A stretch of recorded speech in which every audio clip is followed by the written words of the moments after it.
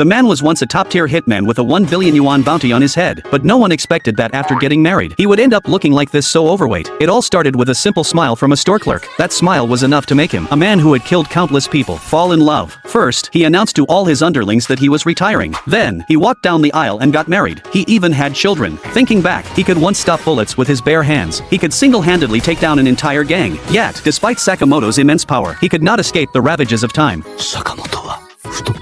Although Sakamoto had switched careers and become a shop owner, the legend said that his skills as a hitman were still as sharp as ever. One day, a child spilled ink all over a customer's pants. The man instinctively wanted to punish the kid. Sakamoto grabbed the child's arm in an instant. He imagined gripping a pen and stabbing it into the child's throat. Of course, it was just a fantasy. After helping the mischievous child, he didn't take any real action. What he didn't know was that Shin, who could read minds, had already sensed his thoughts. Hearing that Shin could see through his mind, Sakamoto immediately radiated murderous intent. Shin, frightened, quickly revealed his identity. It turned out that Shin had once been one of Sakamoto's subordinates. This time, he came hoping to persuade his old boss to return to the underworld. But now, married, Sakamoto only wanted peace and quiet. Shin couldn't understand it at all. How could the god of assassins he once knew have become like this? While smoking to calm his worries, a flash of a knife suddenly sliced off the tip of his cigarette. Sakamoto pointed to the sign behind him. It was a no-smoking area.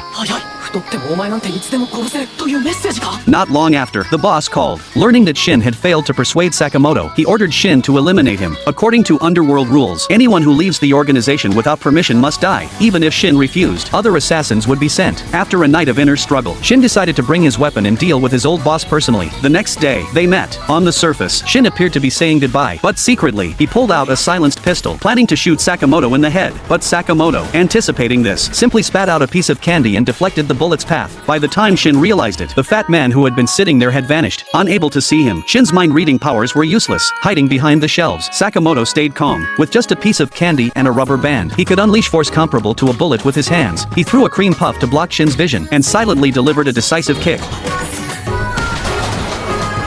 Only then did Shin realize how naive he had been.